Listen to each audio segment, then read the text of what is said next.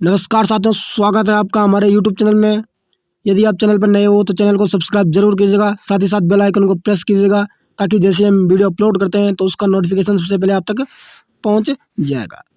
यह आज हम इंडियन पॉलिटी की चौथी सीरीज यहाँ पर शुरू करने वाले हैं, जिसके इम्पोर्टेंट टॉपिक को हम यहाँ पर आज कवर करने वाले हैं। साथ ही साथ अगर आपको इसकी PDF चाहिए तो आप हमारे टेलीग्राम चैनल को यहाँ पर ज्वाइन कर सकते हो।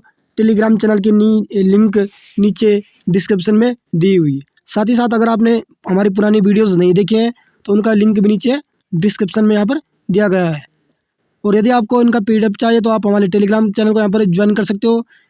टेलीग्राम चैनल का लिंक नीचे डिस्क्रिप्शन में यहाँ पर दिया हुआ है। तो चलिए साथियों, शुरू करते हैं आज का सेशन को शुरू करने से पहले सभी साथी एक बार सेशन को लाइक और शेयर जरूर कीजिएगा। आज का पहला टॉपिक हमारा होने वाला है सुप्रीम कोर्ट यानी सर्वोच्च न्यायालय। तो इसके जितने भी महत्वपूर्ण फैक्ट है उनको हम यहाँ पर कवर करेंगे। इसका पहला क्वेश्चन है, उच्च न्यायालय के अधिकार क्षेत्र को बढ़ाने का अधिकार किसके पास है? यानी उच्च न्यायालय के जो सुप्रीम कोर्ट के जो अधिकार क्षेत्र हैं दोस्तों, ठीक है, यदि उनको जो बढ़ाने का अधिकार है वो किसके पास है? यहाँ पर संसद को। यानी जो संसद है दोस्तों, जो भारतीय संसद है वो क्या है? सुप्रीम कोर्ट के अधिकार क्षेत्र को यहाँ पर बढ़ा सकता है। आगे बढ़ते हैं, अगला क्वेश्चन हमारा, भारत के सर्वोच्च न्यायालय की स्थापना कब हुई थी? तो भारत का जो सुप्रीम कोर्ट है दोस्तों, उसकी स्थापना यहाँ पर 28 जनवरी 1950 को की गई थी। आगे बढ़ते हैं, अगला क्वेश्चन हमारा, भारत के सर्वोच्च न्यायालय के कार्यवाहक मुख्य न्यायाधीश की नियुक्ति कौन करता है? ठीक है, जो सर्वोच्च न्यायालय का कार्यवाहक मुख्य न्यायाधीश होता है उसकी नियुक्ति यहाँ पर राष्ट्रपति के द्वारा की जाती है। सर्वोच्च न्यायालय में मुख्य न्यायाधीश सहित कुल कितने न्यायाधीश हो सकते हैं? तो कुल न्यायाधीश हो सकते हैं दोस्तों यहाँ पर 34। तो दोस्तों इस सीरीज में हमारे जितने भी महत्वपूर्ण क्वेश्चन है दोस्तों, उनके आपके आगामी एग्जाम में यहाँ से बनने की यहाँ पर संभावना है। तो वीडियो को शुरू से लास्ट तक जरूर देखें। अगला है, दूरसंचार विवाद निपटान एवं अपील अधिकरण के निर्णयों को केवल सुप्रीम कोर्ट में चुनौती यहाँ पर दी जा सकती है। आगे बढ़ते हैं, अगला क्वेश्चन है हमारा, उच्च न्यायालय के न्यायाधीशों के वेतन का निर्धारण किसके द्वारा किया जाता है? यानी जो उच्च न्यायालय के जो न्यायाधीश होते हैं, ठीक है, उनका जो वेतन है उसका निर्धारण किसके द्वारा यहाँ पर किया जाता है? तो संसद के द्वारा। संसद क्या करती है? जो उच्च न्यायालय के जो न्यायाधीश हैं उनके वेतन का यहाँ पर निर्धारण करती है। आगे बढ़ते हैं, अगला क्वेश्चन है हमारा, सर्वोच्च न्यायालय के न्यायाधीशों की नियुक्ति किसके द्वारा की जाती है? तो राष्ट्रपति के द्वारा यहाँ पर की जाती है। आगे बढ़ते हैं, अगला क्वेश्चन हमारा, उच्चतम न्यायालय के न्यायाधीशों की संख्या में वृद्धि करने की शक्ति किसे प्राप्त है? यानी दोस्तों जो उच्चतम न्यायालय हमारा सुप्रीम कोर्ट है हमारा, ठीक है, अगर उसके न्यायाधीशों की संख्या में यहाँ पर बढ़ोतरी करनी है, उनको बढ़ाना है, तो ये शक्ति किसके पास है? संसद के पास। ठीक है, आगे बढ़ते अगला क्वेश्चन हमारा, उच्चतम न्यायालय के न्यायाधीशों किस प्रक्रिया के द्वारा हटाए जा सकते हैं? तो राष्ट्रपति के द्वारा संसद की अनुशंसा पर। ठीक है दोस्तों, अगर संसद अनुशंसा करेगी राष्ट्रपति से कि क्या है, उच्चतम न्यायालय के न्यायाधीश को आप उनके पद से हटा दीजिए, तो राष्ट्रपति उनको हटा देंगे यहाँ पर। आगे बढ़ते हैं, अगला क्वेश्चन है, सेवानिवृत्ति यानी रिटायरमेंट के पश्चात सर्वोच्च न्यायालय के न्यायाधीश किसी न्यायालय में वकालत नहीं कर सकते। यानी दोस्तों क्या है, सर्वोच्च न्यायालय के न्यायाधीश का अगर रिटायरमेंट हो गया अपने पद से, ठीक है, तो वो किसी भी न्यायालय में क्या है, वकालत नहीं कर सकते हैं। आगे बढ़ते हैं, सामान्यतः उच्चतम न्यायालय सभी मामलों की सुनवाई नई दिल्ली में करता है, ठीक है, परंतु किसके अनुमोदन से वह किसी अन्य स्थान पर भी सुनवाई कर सकता है? तो राष्ट्रपति के अनुमोदन पर। ठीक है दोस्तों, आगे बढ़ते हैं, अगला क्वेश्चन हमारा, सर्वोच्च न्यायालय के न्यायाधीशों की सेवानिवृत्ति कितनी आयु कितनी है? तो 65 वर्ष बाद क्या है, जो सर्वोच्च न्यायालय के जो न्यायाधीश है दोस्तों, उनका रिटायरमेंट यहाँ पर हो जाता है। आगे बढ़ते हैं, भारतीय संविधान का कौन सा अनुच्छेद संवैधानिक विवाद में सर्वोच्च न्यायालय के अपील या क्षेत्राधिकार से संबंधित है? ठीक है दोस्तों, तो कौन सा अनुच्छेद है वो? अनुच्छेद 134 का ए।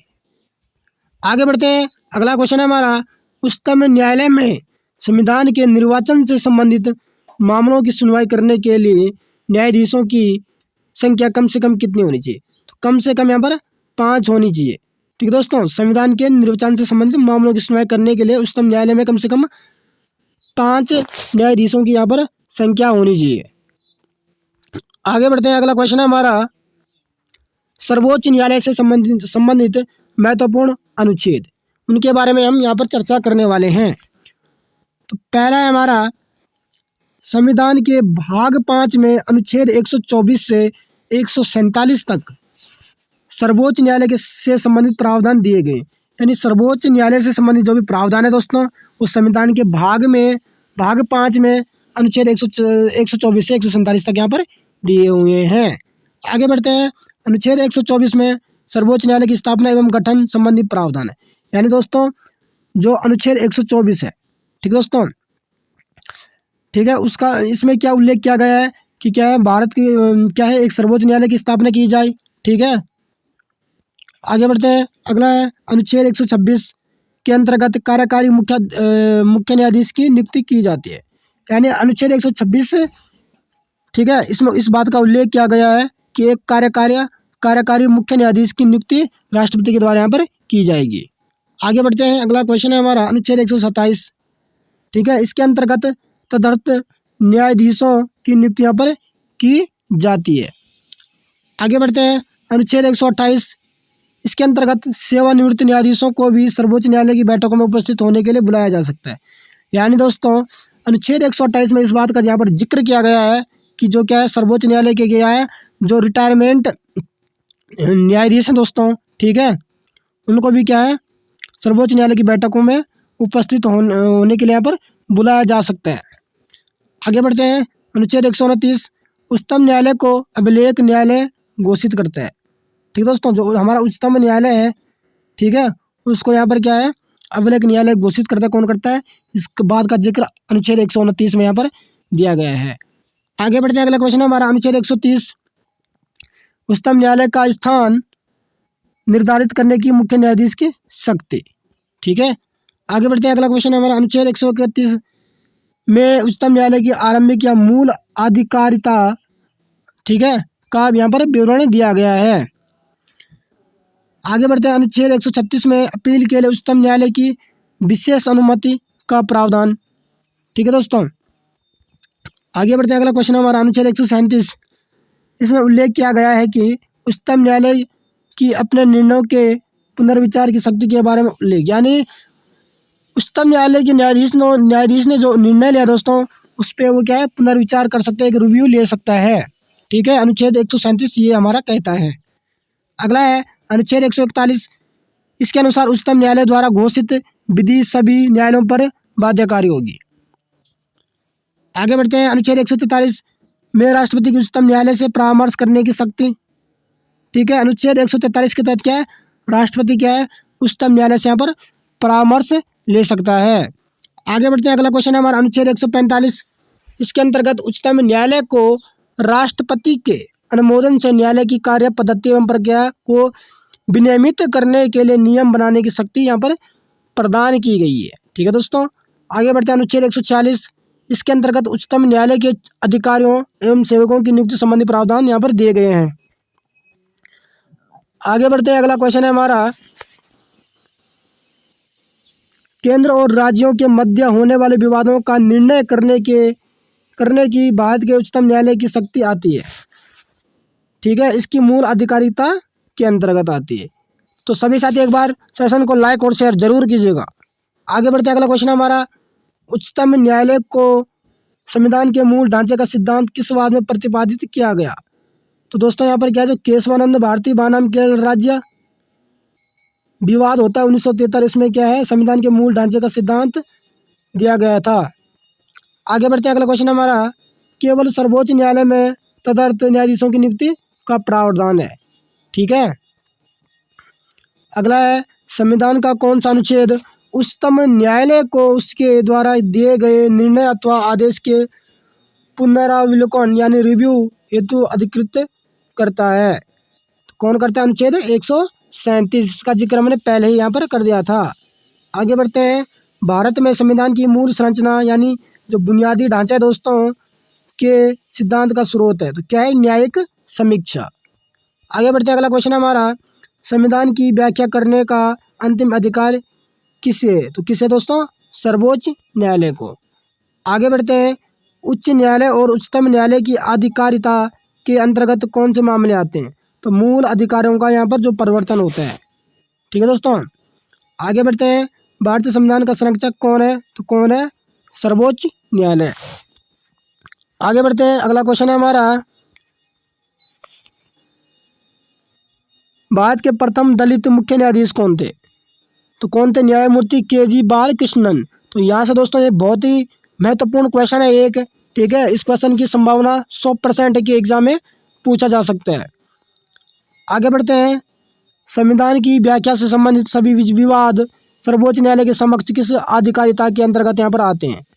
तो प्रारंभिक क्षेत्राधिकार के अंतर्गत यहाँ पर ये सब आते हैं। आगे बढ़ते हैं, अगला क्वेश्चन है हमारा, कानूनी मामलों पर उच्चतम न्यायालय से किसे परामर्श लेने का अधिकार है? ठीक है दोस्तों, तो कानूनी मामलों में क्या है दोस्तों? राष्ट्रपति यहाँ पर क्या है? यहाँ पर सुप्रीम कोर्ट से हमारा क्या है? वो विचार विमर्श या परामर्श कर सकते हैं। कौन? राष्ट्रपति। ठीक है, आगे बढ़ते हैं, मूल अधिकार व्यक्ति को जैसा उसे सबसे अच्छा लगे उस तरह अपनी ज़िंदगी की रूपरेखा तैयार करने के लिए समक्ष बनाते हैं। कौन बनाते हैं? जो हमारे मूल अधिकार है, जो हमारे फंडामेंटल यहाँ पर राइट्स हैं। यह धारणा गोलकनाथ बनाम स्टेट ऑफ पंजाब में उच्चतम न्यायालय ने यहाँ पर की थी। आगे बढ़ते हैं दोस्तों, भारतीय संविधान के किस अनुच्छेद के अंतर्गत सर्वोच्च न्यायालय भारतीय नागरिकों के मौलिक अधिकारों की सुरक्षा करता है? तो अनुच्छेद 32 जो है हमारा दोस्तों, उसके तहत क्या है? जो हमारा सुप्रीम कोर्ट है, सर्वोच्च न्यायालय, वो क्या है? ठीक है, भारतीय नागरिकों के मूल अधिकारों की यहाँ पर रक्षा करता है। आगे बढ़ते हैं, अगला क्वेश्चन है हमारा, सर्वोच्च न्यायालय की अपील या क्षेत्राधिकार को 4 भागों में यहाँ पर बांटा जा सकता है। पहला क्या है? संवैधानिक विषयों, दूसरा सिविल विषयों, तीसरा आपराधिक विषयों, चौथा है विशेष अनुमति। ठीक है दोस्तों, तो जो संवैधानिक विषयों से जुड़ी अपीलें हो कि किसमें इसका जिक्र अनुच्छेद 132 में यहाँ पर किया गया है। सिविल विषयों से जुड़ी अपीलों का उल्लेख यहाँ पर अनुच्छेद 133 में यहाँ पर किया गया है। आपराधिक विषयों से जुड़ी अपीलें जो है दोस्तों, उनका उल्लेख अनुच्छेद 134 में हमें देखने को यहाँ पर मिलता है। अगला विशेष अनुमति से की जाने वाली अपीलें, तो इसका उल्लेख अनुच्छेद 136 में हमें यहाँ पर देखने को मिलता है। आगे बढ़ते हैं, सर्वोच्च न्यायालय के न्यायाधीश नियुक्त होने के लिए किसी व्यक्ति को कम से कम कितने वर्ष तक उच्चतम न्यायालय में वकालत करनी चाहिए? 10 वर्ष तक। यानी अगर किसी वकील ने क्या 10 वर्ष तक क्या है उस उच्च न्यायालय में यहाँ पर क्या है, ठीक है, वकालत कर ली है, तो उसको क्या है, सर्वोच्च न्यायालय के न्यायाधीश के लिए यहाँ पर चुना जा सकता है। आगे बढ़ते हैं, न्यायिक पुनरावलोकन, जुडिशियल रिव्यू का अर्थ यह है कि सर्वोच्च न्यायालय राज्य के ऐसे कानून जो संविधान के विपरीत हैं उसे असंवैधानिक यहाँ पर घोषित कर सकता है। यानी दोस्तों, अगर किसी राज्य के ऐसे कानून बनाए हैं जो संविधान के विपरीत हैं, उसके उल्टे हैं, तो जो सर्वोच्च न्यायालय दोस्तों उसको क्या है, असंवैधानिक घोषित कर सकता है। इसी को हम क्या कहते हैं? न्यायिक पुनरावलोकन या जुडिशियल रिव्यू कहते हैं। आगे बढ़ते हैं, अगला है हमारा, भारत के न्यायालयों में से किन्हें अभिलेख न्यायालय माना जाता है? तो उच्च न्यायालय एवं उच्चतम न्यायालय को। ठीक है, इसमें क्या माना जाता है? अभिलेख न्यायालय यहाँ पर माना जाता है। लोक हितवाद की संकल्पना का उद्गम किस देश से हुआ है? तो संयुक्त राज्य अमेरिका से। ठीक है, आगे बढ़ते हैं, भारत का सर्वोच्च न्यायालय एक अभिलेख न्यायालय है। इसके सभी निर्णयों का साक्ष्यात्मक मूल्य होता है और इस पर किसी भी न्यायालय में प्रश्न चिन्ह नहीं यहाँ पर लगाया जा सकता है। आगे बढ़ते हैं, न्यायाधीशों की उन्मुक्तियाँ। ठीक है, तो उच्चतम न्याय अनुच्छेद 121 के अंतर्गत उच्चतम न्यायालय तथा उच्च न्यायालयों के न्यायाधीशों के आचरण के संबंध में संसद में चर्चा पर प्रतिबंध लगाता है। इसके अनुसार उच्चतम न्यायालय तथा उच्च न्यायालयों के किसी न्यायाधीश द्वारा अपने कर्तव्य के निर्वहन में किए गए किसी आचरण के विषय में संसद में कोई चर्चा यहाँ पर नहीं होगी। किंतु जब ऐसे न्यायाधीश को हटाने के प्रस्ताव पर संसद में विचार चल रहा हो तो उससे संबंध आचरण पर संसद में चर्चा की जा सकेगी। ठीक है दोस्तों, अगला है, न्यायालय की अवमानना। भारतीय संविधान के अनुच्छेद 129 में सर्वोच्च न्यायालय तथा अनुच्छेद 215 में उच्च न्यायालयों की अवमानना के संबंध में शक्तियों का यहाँ पर प्रावधान किया गया है। ठीक है, यानी जो सर्वोच्च न्यायालय है, ठीक है, अनुच्छेद 129 में उसके क्या है, शक्तियों का यहाँ पर प्रावधान किया गया है। और उसी के साथ जो हमारा क्या है, उच्च न्यायालय है, ठीक है, उसकी शक्तियों का विवरण यहाँ पर क्या अनुच्छेद 215 में यहाँ पर किया गया है। आगे बढ़ते हैं। न्यायाधीशों पर प्रतिबंध। कोई व्यक्ति जो उच्चतम न्यायालय का न्यायाधीश रह चुका है, ठीक है, बाद में किसी न्यायालय या प्राधिकारी के समक्ष वकालत या कार्य नहीं कर सकता। अनुच्छेद 124 के साथ में इस बात का जिक्र किया गया है, यदि कोई भी व्यक्ति क्या है, उच्चतम न्यायालय का न्यायाधीश रह चुका है, तो क्या है, बात है किसी भी इसमें वो वकालत नहीं करेगा। अब आता है गवर्नर, जो हमारा राज्यपाल यहाँ पर होता है। अगला है, भारतीय संविधान में राज्यपाल को मनोनीत किए जाने की पद्धति में किस देश का अनुसरण किया गया है? तो कर्नाटक। ठीक है दोस्तों, इसको याद रखना। यहाँ से एक हमारा महत्वपूर्ण क्वेश्चन बन रहा है, ठीक है, जिसके क्या है, आगामी एग्जाम में बनने की यहाँ पर संभावना है। अगला क्वेश्चन हमारा, राज्य का कार्यकारी एवं संवैधानिक प्रमुख कौन होता है? ठीक है दोस्तों, तो राज्यपाल जो होता है वो क्या है, वो क्या होता है यहाँ पर, राज्य का एक कार्यकारी संवैधानिक प्रमुख यहाँ पर होता है। अगला है, किसी राज्य में राज्यपाल की नियुक्ति संविधान के किस अनुच्छेद के अंतर्गत यहाँ पर की जाती है? तो अनुच्छेद 155 के अंतर्गत किसी भी राज्य में एक राज्यपाल की यहाँ पर नियुक्ति की जाती है। तो ये भी यहाँ से हमारा क्या है, एक महत्वपूर्ण क्वेश्चन बनता है। तो साथियों, सेशन को एक बार लाइक और शेयर जरूर कीजिएगा, और साथ ही साथ वीडियो को शुरू से क्या है अंतिम तक जरूर देखें, क्योंकि यहाँ से हमारे ऐसे महत्वपूर्ण क्वेश्चन बन रहे हैं जो किसी न किसी एग्जाम में पूछे गए हैं, और किसी न किसी एग्जाम में आगे पूछे जा सकते हैं। तो यहाँ से काफ़ी क्वेश्चन बनने की यहाँ से संभावना है। आगे बढ़ते हैं। विधान परिषद में राज्यपाल द्वारा कितने सदस्यों को मनोनीत किया जाता है? ठीक है दोस्तों, तो कुल सदस्यों का 1/6 भाग। आगे बढ़ते हैं। यदि राज्यपाल संसद अथवा विधानसभा का सदस्य है, तो जिस तिथि को वह राज्यपाल का पद धारण करेगा उसी तिथि से उसका संसद अथवा राज्य विधानसभा में पद रिक्त मान लिया जाएगा। यानी दोस्तों, अगर कोई ऐसा व्यक्ति है, ठीक है, जो सांसद अथवा विधानसभा का यहाँ पर सदस्य है, ठीक है, तो अगर वो राज्यपाल यहाँ पर बनता है, लेकिन जिस दिन वो राज्यपाल का पद यहाँ पर धारण करेगा उसी तिथि को क्या है, उसका संसद अथवा जो विधानसभा का जो पद है दोस्तों, उसको यहाँ पर खाली माना जाएगा। आगे बढ़ते हैं। झारखंड, छत्तीसगढ़, मध्य प्रदेश तथा ओडिशा में एक जनजातीय कल्याण मंत्री की नियुक्ति कौन करते हैं? तो कौन करता है? राज्यपाल।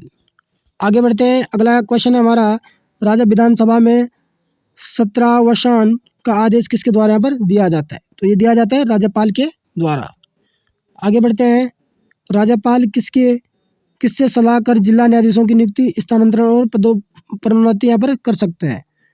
तो राज्यपाल क्या है दोस्तों, उच्च न्यायालय से यहाँ पर क्या है, सलाह मशवरा लेके क्या है, जो जिला न्यायाधीश होते हैं दोस्तों, उनकी यहाँ पर नियुक्ति कर सकता है, उनका यहाँ पर ट्रांसफ़र कर सकता है, और उनका क्या यहाँ पर प्रमोशन कर सकता है। आगे बढ़ते हैं। राज्यपाल के वेतन और भत्ते किस निधि से दिए जाते हैं? तो जो भारत की जो संचित निधि होती है दोस्तों, ठीक है, उससे क्या है, जो राज्य की संचित निधि होती है उससे क्या है, राज्यपाल के वेतन और जो भत्ते होते हैं वो यहाँ पर दिए जाते हैं। आगे बढ़ते हैं। अगला क्वेश्चन है हमारा, राज्यपाल द्वारा की जाने वाली नियुक्तियाँ। पहला है, राज्य के महाधिवक्ता, एडवोकेट जो जनरल होता है दोस्तों राज्य का, उसकी नियुक्ति यहाँ पर किसके द्वारा की जाती है? राज्यपाल के द्वारा। अगला है, राज्य लोक सेवा आयोग के अध्यक्ष एवं सदस्यों की नियुक्ति, ठीक है, तो ये भी किसके द्वारा की जाती है? राज्यपाल के द्वारा। अगला है, राज्य निर्वाचन आयोग के अध्यक्ष एवं अन्य सदस्यों की नियुक्ति, तो ये भी राज्यपाल के द्वारा यहाँ पर की जाती है। अगला है, विश्वविद्यालयों के उप कुलपतियों की नियुक्ति, ठीक है, किसके द्वारा की जाती है? राज्यपाल के द्वारा। विश्वविद्यालयों के जो कुलपति होते हैं वो कौन होते हैं? यहाँ पर राज्यपाल होते हैं, ठीक है। अगला है, राज्य वित्त आयोग का गठन कौन करते हैं? यहाँ पर राज्यपाल के द्वारा यहाँ पर की जाती है। आगे बढ़ते हैं। राज्यपाल उच्च न्यायालय के न्यायाधीशों की नियुक्ति के विषय में राष्ट्रपति को यहाँ पर परामर्श देता है। अगला है, राज्यपाल को राज्य लोक सेवा आयोग के सदस्यों को निलंबित करने का अधिकार, यानी राज्य लोक सेवा के जो सदस्य होते हैं दोस्तों, यदि उनको निलंबित करना है तो ये अधिकार भी यहाँ पर राज्यपाल को है। आगे बढ़ते हैं। अगला क्वेश्चन है हमारा,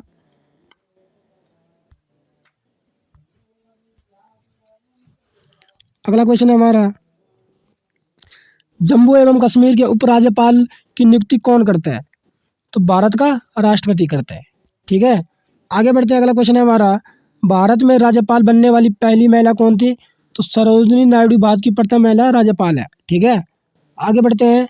अगला क्वेश्चन है हमारा, राज्य विधानसभाओं में आंग्ल भारतीय समुदाय के लिए प्रतिनिधित्व का प्रावधान भारत के संविधान के किस अनुच्छेद द्वारा किया गया है? तो अनुच्छेद 333 है। ठीक है, उसमें क्या है, राज्य विधानसभाओं के लिए क्या है, आंग्ल भारतीय समुदाय, ठीक है, के लिए प्रतिनिधित्व का प्रावधान यहाँ पर किया गया है। यानी राज्य विधानसभाओं में कुछ सदस्य क्या है, आंग्ल भारतीय समुदाय के होंगे, इसका उल्लेख अनुच्छेद 333 में यहाँ पर किया गया है। आगे बढ़ते हैं। अगला क्वेश्चन है हमारा, राज्यपाल से संबंधित प्रमुख अनुच्छेद। ठीक है, पहला अनुच्छेद 153 राज्यों के राज्यपाल, यानी अनुच्छेद 153 में यह कहा गया है कि प्रत्येक राज्य के लिए क्या है, एक राज्यपाल की नियुक्ति यहाँ पर की जाएगी। अगला अनुच्छेद 154, इसमें कहा गया है कि राज्य की कार्यपालिका शक्ति का राज्यपाल में निहित होगा। यानी राज्य की जो कार्यपालिका शक्ति है, ठीक है, वो क्या किस में निहित होगी, राज्यपाल में निहित होगी। अनुच्छेद 154 हमारा यहाँ पर ऐसा कहता है। आगे बढ़ते हैं। अनुच्छेद 160, आकस्मिक परिस्थितियों में राज्यपाल के कार्य। ठीक है, आगे बढ़ते हैं। अनुच्छेद 161, समाधान तथा कुछ मामलों में दंडादेश के निलंबन, परिहार या लघुकरण की राज्यपाल की शक्ति। यानी अनुच्छेद 161 हमारा कहता है कि राज्यपाल क्या है, किसी विशेष मामलों में क्या है, दंडादेश को यहाँ पर कम कर सकता है, जैसे समाधान कर सकता है, उसका निलंबन कर सकता है, या उसको यहाँ पर उस दंड को यहाँ पर क्या है, छोटा कर सकता है। आगे बढ़ते हैं। अगला है हमारा अनुच्छेद 163, मंत्रिपरिषद द्वारा राज्यपाल को सलाह एवं सहयोग देना। ठीक है, इसमें इसका जिक्र किया गया। अनुच्छेद 200, राज्य विधानसभा द्वारा पारित विधेयकों पर राज्यपाल की अनुमति। अगला है अनुच्छेद 201, राज्य विधानसभा द्वारा पारित विधेयक को राष्ट्रपति के विचारार्थ सुरक्षित रखना। अगला अनुच्छेद 213, राज्यपाल की अध्यादेश जारी करने की शक्ति। ठीक है दोस्तों, तो जो राज्यपाल है दोस्तों, वो क्या अनुच्छेद 213 के तहत यहाँ पर क्या है, अध्यादेश जारी करते हैं, जबकि राष्ट्रपति क्या अनुच्छेद 123 के अंतर्गत यहाँ पर क्या अध्यादेश यहाँ पर जारी करता है। तो दोनों ही यहाँ से महत्वपूर्ण क्वेश्चन हमारे बन सकते हैं। आगे बढ़ते हैं। अनुच्छेद 233, राज्यपाल द्वारा जिला न्यायाधीशों की नियुक्ति। ठीक है, तो अनुच्छेद 233 के तहत क्या है, राज्यपाल क्या है, प्रत्येक जिले के लिए यहाँ पर न्यायाधीशों की यहाँ पर नियुक्ति करता है। आगे बढ़ते हैं। भारत के संविधान में राज्य के राज्यपाल के विरुद्ध अभियोग चलाने का यहाँ पर प्रावधान नहीं है। ठीक है, आगे बढ़ते हैं। अगला क्वेश्चन है हमारा, राज्यपाल किस अनुच्छेद के अंतर्गत राष्ट्रपति के विचार के लिए किसी विधेयक को आरक्षित रख सकते हैं? तो अनुच्छेद 201 के तहत। आगे बढ़ते हैं। वर्तमान में राज्यपाल का मासिक वेतन कितना होता है, यानी जो राज्यपाल होता है उसका मासिक वेतन कितना होता है? यहाँ पर मंथली जो सैलरी होते हैं यहाँ पर 3.5 लाख रुपए। आगे बढ़ते हैं। राज्यपाल किसके प्रति उत्तरदायी होता है? तो राज्यपाल तो दोस्तों उसकी रिस्पॉन्सिबल होता है वो राष्ट्रपति के प्रति होता है यहाँ पर। आगे बढ़ते हैं। 7वें संविधान संशोधन अधिनियम 1956 के अनुसार एक व्यक्ति को 2 या 2 से अधिक राज्यों का राज्यपाल नियुक्त किया जा सकता है। राज्यपाल पुनर्नियुक्ति को भी योग्य होता है। तो यहाँ से भी हमारे एक महत्वपूर्ण क्वेश्चन बनता है। ठीक है, किस संविधान संशोधन के तहत, ठीक है, एक व्यक्ति को क्या है 2 या 2 से अधिक राज्यों का राज्यपाल यहाँ पर नियुक्त किया जा सकता है। तो 7वें संविधान संशोधन अधिनियम जो 1956 है उसके तहत क्या है कि क्या है, एक व्यक्ति को क्या है 2 या 2 से अधिक राज्यों का यहाँ पर क्या है राज्यपाल बनाया जा सकता है। आगे बढ़ते हैं। अगला क्वेश्चन है हमारा, राज्य विधानमंडल यानी स्टेट लेजिस्लेचर। ठीक है दोस्तों, स्टेट लेजिस्लेचर। पहला है, भारत में राज्य विधानमंडलों का उच्च सदन कौन सा है? तो कौन सा है? विधान परिषद जो होता है वो राज्य विधानमंडलों को क्या है उच्च सदन यहाँ पर होता है। आगे बढ़ते हैं। राज्यों के वित्तीय लेखों पर कौन नियंत्रण रखता है? तो कौन रखता है? नियंत्रक एवं महालेखा परीक्षक जो होता है हमारा। ठीक है, अगला है, राज्य में उच्च सदन यानी विधान परिषद की स्थापना या समाप्ति संबंधित राज्य की विधानसभा द्वारा पूर्ण बहुमत से पारित प्रस्ताव और संसद द्वारा साधारण बहुमत से पारित प्रस्ताव के द्वारा यहाँ पर की जा सकती है। यानी जो राज्य का उच्च सदन होता है विधान परिषद, ठीक है, उसकी स्थापना या उसकी समाप्ति करनी हो, ठीक है दोस्तों, तो उससे संबंधित क्या है कि राज्य की विधानसभा जो है, अगर उसके द्वारा क्या है यहाँ पर पूर्ण बहुमत पारित हो जाए, या संसद द्वारा क्या है साधारण बहुमत से वो प्रस्ताव अगर पारित हो जाता है, तो उसके तहत यहाँ पर क्या है विधान परिषद उच्च सदन जो है उसकी समाप्ति भी की जा सकती है और उसकी स्थापना भी यहाँ पर की जा सकती है। आगे बढ़ते हैं, अगला क्वेश्चन है हमारा, विधान परिषद किसी साधारण विधेयक को अधिकतम कितने समय तक रोक सकते हैं। तो जो विधान परिषद होती है, लेजिस्लेटिव जो काउंसिल होती है हमारी, ठीक है, वो साधारण विधेयक को यहाँ पर क्या है 4 माह तक यहाँ पर रोक सकती है। आगे बढ़ते हैं, अगला क्वेश्चन है हमारा, राज्य मंत्रिपरिषद से संबंधित महत्वपूर्ण अनुच्छेद। ठीक है, तो इससे संबंधित जो भी महत्वपूर्ण अनुच्छेद है उनका हम यहाँ पर जिक्र करेंगे। पहला है अनुच्छेद 163, राज्यपाल को सलाह एवं सहायता के लिए मंत्रिपरिषद के गठन का प्रावधान। ठीक है, यानी 163 के अंतर्गत यहाँ पर कहा गया है कि एक मंत्रिपरिषद का गठन किया जाना चाहिए। आगे बढ़ते हैं, अगला है हमारा अनुच्छेद 164। ठीक है, राज्य के मंत्रिमंडल का सामूहिक उत्तरदायित्व विधानसभा के प्रति। ठीक है, यानी दोस्तों जो राज्य का जो मंत्रिमंडल है, ठीक है, उसका उत्तरदायित्व विधानसभा के प्रति यहाँ पर होता है। अनुच्छेद 164 हमारा यहाँ कहता है। आगे बढ़ते हैं, अगला क्वेश्चन है हमारा अनुच्छेद 166, राज्य सरकार के कार्य का संचालन। ठीक है दोस्तों, अगला है अनुच्छेद 167, राज्य को सूचना प्रदान करने का मुख्यमंत्री का कर्तव्य। ठीक है, यानी दोस्तों मुख्यमंत्री के द्वारा यहाँ पर क्या है, मुख्यमंत्री का कर्तव्य है कि वो राज्यपाल को क्या है यहाँ पर सूचना प्रदान करे। अनुच्छेद 167 हमारा यहाँ कहता है। आगे बढ़ते हैं, अगला क्वेश्चन हमारा, विधानसभा के सदस्यों को निर्हरताओं डिस्क्वालिफिकेशन से संबंधित प्रश्नों पर अंतिम निर्णय किसके द्वारा लिया जाता है। यानी जो विधानसभा के सदस्य दोस्तों, ठीक है, अगर वो डिस्क्वालीफाइड है, ठीक है, उनकी क्वालिफिकेशन नहीं है, ठीक है, तो इससे संबंधित जो भी पर्सन है, ठीक है, इस पर अंतिम निर्णय राज्यपाल के द्वारा यहाँ पर लिया जाता है। आगे बढ़ते हैं, विधानसभा का सदस्य निर्वाचित होने के लिए न्यूनतम आयु कितनी होनी चाहिए। तो वो होनी चाहिए 25 वर्ष यहाँ पर। आगे बढ़ते हैं, अगला क्वेश्चन है हमारा, विधानसभा के विघटन के पश्चात उसका अध्यक्ष अधिकतम 6 माह समय तक अपने पद पर बना रह सकते हैं। यानी अगर विधानसभा का यहाँ पर क्या है विघटन हो गया, भंग हो गए, ठीक है, तो उसका जो अध्यक्ष होता है वो अधिकतम क्या है 6 माह तक अपने पद पर यहाँ पर बना रह सकते हैं। ठीक है, आगे बढ़ते हैं, अगला क्वेश्चन हमारा, राज्य सरकार के मंत्रियों के वेतन में भत्तों का निर्धारण किसके द्वारा किया जाता है। तो राज्य विधानसभा द्वारा क्या है, ठीक है, जो राज्य सरकार के जो मंत्री होते हैं उनके वेतन और भत्तों का यहाँ पर निर्धारण किया जाता है राज्य विधानसभा के द्वारा। अगला है, वर्ष 1956 में कितने पुनर्गठित राज्यों में द्विशासनीय विधानमंडल है थे। तो 5। ठीक है दोस्तों, 5 राज्यों में यहाँ पर। आगे बढ़ते हैं, प्रथम महिला मुख्यमंत्री भारत के किस राज्य में बनी थी। तो उत्तर प्रदेश में यहाँ पर बनी थी। ठीक है, कौन बनी थी, सुचेता कृपलानी। आगे बढ़ते हैं, अगला क्वेश्चन है हमारा, भारत की पहली महिला मुख्यमंत्री सुचेता कृपलानी उत्तर प्रदेश की यहाँ पर थी। आगे बढ़ते हैं, अगला क्वेश्चन है हमारा, भारतीय संविधान के किस अनुच्छेद के अंतर्गत विधानसभा को विधान परिषद का सृजन एवं उसे समाप्त करने का अनुच्छेद प्राप्त है। ठीक है, तो अनुच्छेद 169।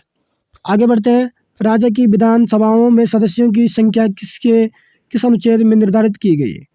ठीक है, यानी विधानसभाओं की जो सदस्य हैं उनकी संख्या का उल्लेख अनुच्छेद 170 में यहाँ पर किया गया है।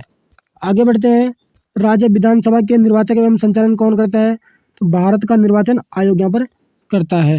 ठीक है, आगे बढ़ते हैं, राज्य विधान परिषद को भंग नहीं किया जा सकता है परंतु उसे समाप्त यहाँ पर किया जा सकता है। ठीक है दोस्तों, अगला है, भारत के किस राज्य में समान नागरिक संहिता लागू है। तो ये गोवा में लागू है, यूनिफॉर्म सिविल कोड। अगला है, राज्य का विधानसभा अध्यक्ष अपना त्यागपत्र किससे सौंपता है। तो उपाध्यक्ष को यहाँ पर सौंपेगा। ठीक है, आगे बढ़ते हैं, अगला है हमारा उच्च न्यायालय यानी हाई कोर्ट। तो इसका पहला क्वेश्चन है हमारा, अंडमान एवं निकोबार द्वीप समूह किस उच्च न्यायालय के क्षेत्राधिकार के अंतर्गत आता है। ठीक है, तो ये आता है कलकत्ता उच्च न्यायालय के क्षेत्राधिकार के अंतर्गत यहाँ पर आता है। आगे बढ़ते हैं, अगला है हमारा, उच्च न्यायालय के न्यायाधीशों के वेतन और भत्ते किस निधि से दिए जाते हैं। तो राज्य की जो संचित निधि होती है उससे क्या है उच्च न्यायालय के न्यायाधीशों का वेतन और भत्ता यहाँ पर दिया जाता है। अगला क्वेश्चन है हमारा, उच्चतम न्यायालय के निर्णयों से पूर्व किस उच्च न्यायालय ने यह निर्णय दिया कि एक ही बार में 3 बार तलाक कहने से तलाक गैर कानूनी हो जाएगा? तो इलाहाबाद उच्च न्यायालय ने। ठीक है, आगे बढ़ते हैं। अगला क्वेश्चन है हमारा, न्यायाधीशों को हटाने की प्रक्रिया में 3 सदस्य समिति, तो पहली कौन सी है? भारत के मुख्य न्यायाधीश या उच्चतम न्यायालय का कोई वरिष्ठ न्यायाधीश। अगला, उच्च न्यायालय का मुख्य न्यायाधीश एक प्रख्यात विधिवेत्ता। आगे बढ़ते हैं। उच्च न्यायालय का न्यायाधीश अपना त्यागपत्र किससे संबोधित करता है? तो उच्च न्यायालय के न्यायाधीश को अगर अपना त्यागपत्र देना है तो यहाँ पर राष्ट्रपति को यहाँ पर देता है। अगला है, उच्च न्यायालय के न्यायाधीश की सेवानिवृत्ति की आयु क्या है? तो क्या है? 62 वर्ष। यानी 62 वर्ष की आयु के बाद क्या है? उच्च न्यायालय के न्यायाधीश यहाँ पर रिटायरमेंट हो जाते हैं। जबकि क्या है, जो सुप्रीम कोर्ट है उसके जो न्यायाधीश होते हैं वो 65 वर्ष की आयु में यहाँ पर क्या है? रिटायरमेंट होते हैं। आगे बढ़ते हैं। अगला क्वेश्चन है हमारा, जब सर्वोच्च न्यायालय किसी व्यक्ति अथवा संस्था को उसके दायित्व के निर्वहन हेतु रिट जारी करता है तो उस लेख को यहाँ पर क्या कहते हैं? तो उसको क्या है? परमादेश यहाँ पर कहा जाता है। आगे बढ़ते हैं। भारत में उच्च न्यायालयों की कुल कितनी संख्या है? तो कितनी है? 25। आगे बढ़ते हैं। संपत्ति का अधिकार वर्तमान में वैधानिक अधिकार है जिसकी रक्षा के लिए उच्च न्यायालय रिट जारी कर सकता है। यहाँ पर आगे बढ़ते हैं। राज्य के उच्च न्यायालय का मुख्य क्षेत्राधिकार के अंतर्गत कौन सा अधिकार नहीं आता है? परामर्श संबंधी जो क्षेत्राधिकार होता है वो उच्च न्यायालय के क्षेत्राधिकार के अंतर्गत यहाँ पर नहीं आता है। अगला है, अधीनस्थ न्यायालयों की कार्य पद्धति का परीक्षण कौन सी याचिका करती है? तो कौन सी उत्प्रेषण जो याचिका है, ठीक है, वो यहाँ पर क्या करती है? अधीनस्थ न्यायालयों के कार्यों की पद्धति का यहाँ पर परीक्षण करती है। आगे बढ़ते हैं। अगला क्वेश्चन है हमारा, मूल अधिकारों का संरक्षण उच्च न्यायालय और उच्चतम न्यायालय दोनों की अधिकारिता में आता है। यानी जो हमारे मूल अधिकार है उनका संरक्षण यहाँ पर उच्च न्यायालय भी कर सकता है और उच्चतम न्यायालय भी यहाँ पर कर सकता है। अगला है, भारत के संविधान के अनुसार जिला न्यायाधीश के अंतर्गत कौन सम्मिलित नहीं है? तो अधिकरण न्यायाधीश जो है वो क्या है? जिला न्यायाधीश के अंतर्गत सम्मिलित नहीं होता है यहाँ पर। अगला है, अनुच्छेद 214, राज्यों के लिए उच्च न्यायालय की व्यवस्था। यानी प्रत्येक राज्य के लिए क्या है? एक उच्च न्यायालय होना चाहिए। इसका उल्लेख अनुच्छेद 214 में यहाँ पर किया गया है। अगला है, अनुच्छेद 215, उच्च न्यायालय अभिलेख के न्यायालय के रूप में उच्च न्यायालय का गठन। ठीक है दोस्तों। अगला है, अनुच्छेद 216, उच्च न्यायालय का गठन। यहाँ पर एक प्रत्येक राज्य के लिए क्या है? एक उच्च न्यायालय का गठन होना चाहिए। इसका उल्लेख अनुच्छेद 216 में हमें देखने को यहाँ पर मिलता है।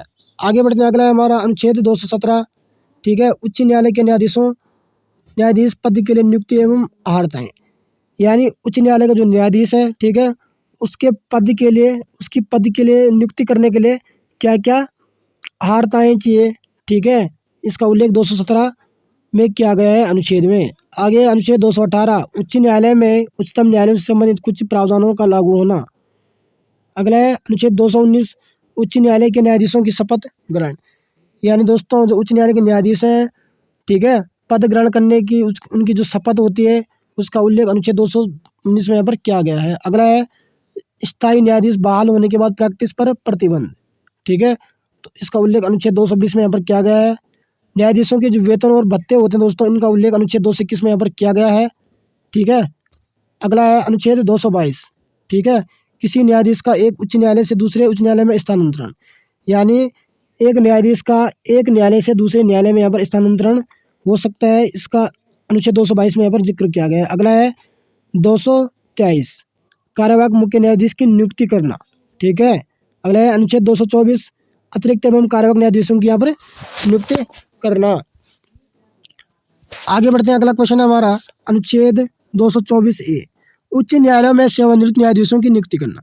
यानी जो उच्च न्यायालय दोस्तों उसमें क्या है, जो रिटायरमेंट न्यायाधीश है उनकी नियुक्ति यहाँ पर की जा सकती है। अनुच्छेद 224A हमारा ये कहता है। अनुच्छेद 225 ये क्या कहता है?